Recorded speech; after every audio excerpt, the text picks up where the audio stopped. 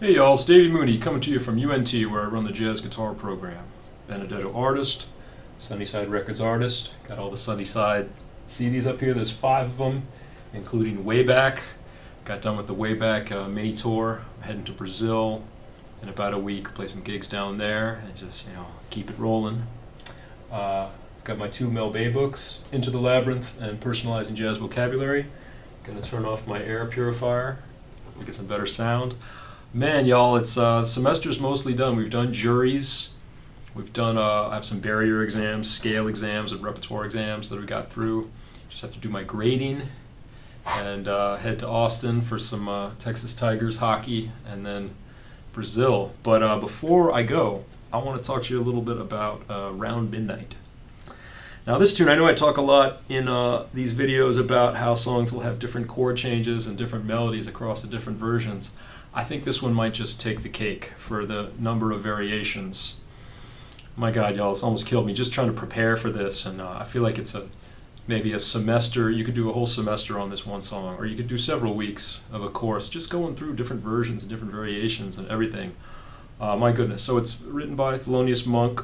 There's a couple other people's names on the composition, and it seems like it went through various. Oh man, it's so complicated. I think, was it Cootie Williams who first recorded it? Maybe Bud Powell was actually on piano, the Cootie Williams Orchestra. There's a Dizzy Gillespie version from, I think, 46 that I wasn't familiar with. And apparently it's that version, which was maybe Dizzy's arrangement, that added the intro and outro that some of us know. Monk in 47, with his The Genius of Modern Music recording, has some very different changes than what Miles played in Round About Midnight, where he added the word about to it. And maybe Gil Evans was involved with some of the arrangement right there. And to top it all off, when I first learned this song, I learned it from Wes Montgomery on the Wes Montgomery Trio, Dynamic New Sound, one of my favorite records of all time, favorite intros. But that intro has nothing to do with the intro that Dizzy and Monk and Miles play. I don't even remember what the outro is, if there is one on the West version. Monk's version doesn't have an outro. So yeah, it's a big hodgepodge. It's the beauty of it or the terror of it when you're trying to decide what the chord changes are. And I remember one time I did a gig in Szczecin, I'm probably butchering that, in Poland with Nicholas Payton's band back in like 2006. I remember he was like, let's play Around Midnight. And I was like, okay. Luckily he was on piano, so I could piano and trumpet, so I could kind of figure out which changes he was playing. I don't remember at the time, but there's some spots where if you play the Miles changes and somebody else plays the Monk changes, it's not close. Other places it's close, and you could kind of mix and match them, but especially like the end of the bridge. So I don't know what I should start with. Maybe, so the intro that many people play, not Wes, you have a cycle of minor 7 flat 5s, like A minor 7 flat 5, and Miles he plays those sort of melody notes against it. Something like that. You have a 2-5 to E flat, and Miles has that rhythmic thing, sort of ostinato. Monk also has that intro, although the melody, you have the horns going, something like that. I'm probably going to mess some of this stuff up because I got so many things going through my head right now. Variations. And then there's this weird rumbly kind of bass figure that, I don't know, can't really figure out much about what's going on there. But so right off the bat, Monk's version, you have this immediate walk down against the melody. You have E flat minor over D flat, and then I think like a C fully diminished, although one of the horns is playing an A flat. Maybe they're doing like both of those notes. It's hard to tell with the fidelity of that recording and maybe some intonation issues sometimes what exactly is happening, but that's pretty different than Miles. Miles, they play E flat minor over B flat for a whole bar. Paul Chambers is playing B flat, and then C minor 7 flat 5, A flat minor, E flat 7. They both will play that, A flat minor, D flat 7. And then let's see, I'm gonna confuse myself shortly, but Miles goes back to E flat minor over B flat. Monk, they go to E flat minor 6, and you have this. But on the Monk version, they go, which I love. They have this flat 9 at the top of the double styles, which is really cool. And then this part is really weird because everybody, and by everybody I mean I don't know, my generation from the real book, and this generation, because I'm looking at the iReal Pro on my phone, has B minor, E7, B flat minor, E flat 7 for the next part of the song. And that's what Wes Montgomery plays to take you back to A flat minor. Miles plays, I swear to God, it's an F7,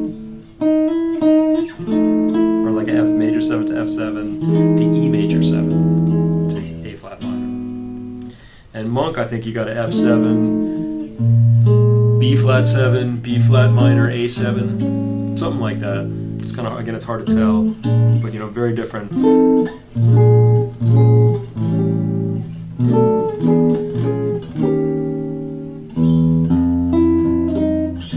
Miles plays different melody notes. Go figure. He's Miles. He does what he wants. What are you gonna do? You gonna tell him not to do it? Added a word to the title. Yeah, things are. It's a wild scene with this tune, y'all. So okay, where was I? Then we've got A flat minor.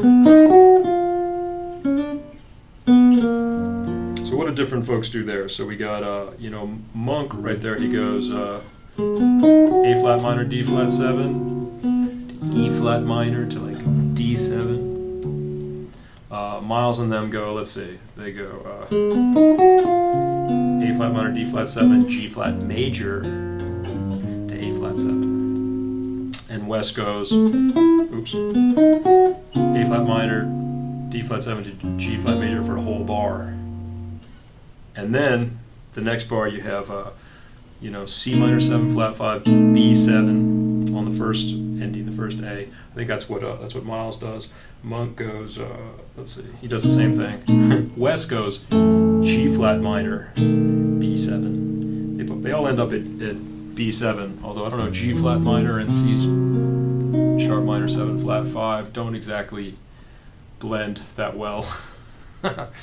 And then for the last bar of the A section, most people go to B flat 7. Wes goes F minor, B flat 7. I think the other folks just go to B7. B flat 7, sorry, I hope I didn't say that wrong. So my brain is already pretty scrambled, but then you go back through those changes. In the second ending, you have like either you're on G flat, like Miles is on G flat, Wes is on G flat, Monk is on E flat minor, going to D7, and then so the second ending you have like C minor 7 flat 5, B7, B flat 7, E flat major, and various and sundry variations on that. Wes has got, Miles has got. They all kind of end up on E flat major. Then the bridge, we have this.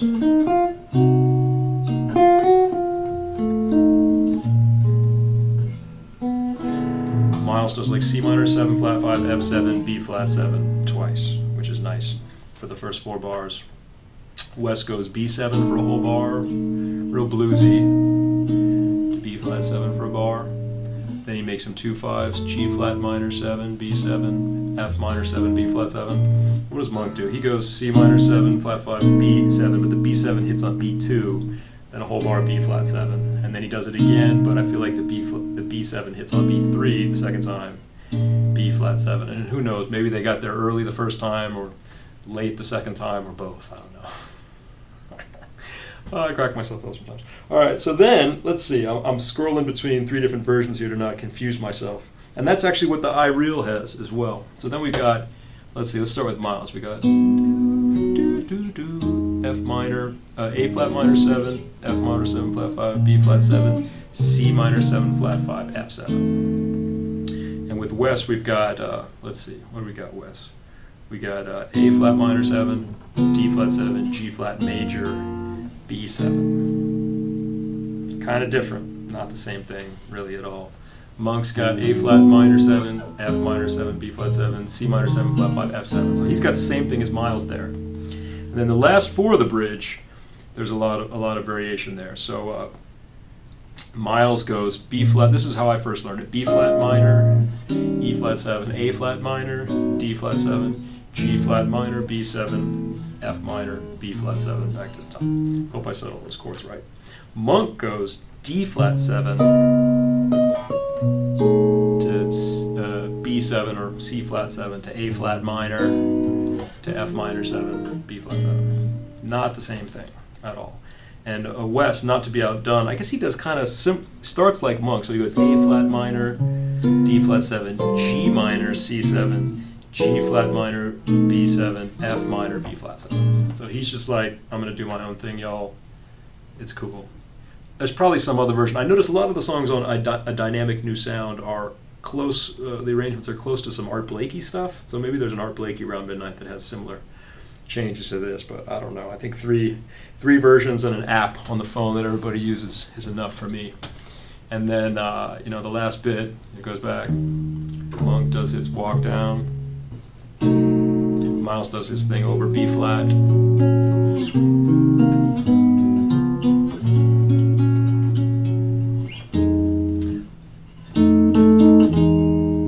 They all do their same thing, and it's basically the second ending again. And so the outro, you have on Miles's version and a lot of versions. You have the C minor 7 flat 5 Dizzy Gillespie's version to F7 twice, then F sharp minor to B7, F sharp minor to B7, B minor to E7, F minor 7 to B flat 7, and then it's funny in the app when I was playing on the track. They have, for the last couple bars, the outro, they have E flat, A flat, D flat, G flat, B flat 7, E flat major, which is not exactly what I heard anybody do. I'd have to go back and listen to Dizzy's thing, but Miles's thing, you have this like...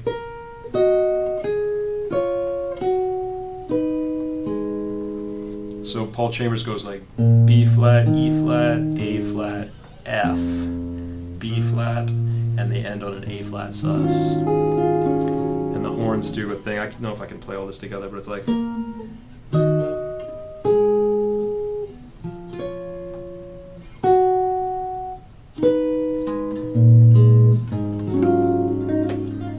But it was funny when I was soloing on the, because I don't know how to program the phone very well. I just played on those changes, and I was like, this doesn't sound like any version I ever heard. But maybe when people are playing this song on gigs, they're going to play that E flat, A flat, D flat, G flat, B flat at the end. Or maybe that's a version I don't know. This song is, I'm a little bit befuddled. I guess I would probably always default to something resembling the original real book changes that I first learned. And I just get confused. I just hope that there's like a chart somebody can give me, or they talk through it. They're like, these are the chords I play. Because I don't know anybody that goes F7 to E major 7 on the A section, then to A flat minor, D flat 7. But Miles is a lot of the time the model for how people play the songs, right? With the chord changes. I mean, he is sometimes, and sometimes he's not. And I think we don't really acknowledge how arbitrary maybe it is. Just the chords that we play anyway. But before I play on the harmony from the iReal, I'd like to talk about the intro that Wes does. I love so much because it's one of the first things I ever heard on a jazz guitar album, because it was one of the first jazz guitar albums I bought. You put it on, and this is what you hear. You hear like a E flat minor to A flat 7, and he plays that. Then A flat minor, D flat 7, G flat 7, to an E7. He goes.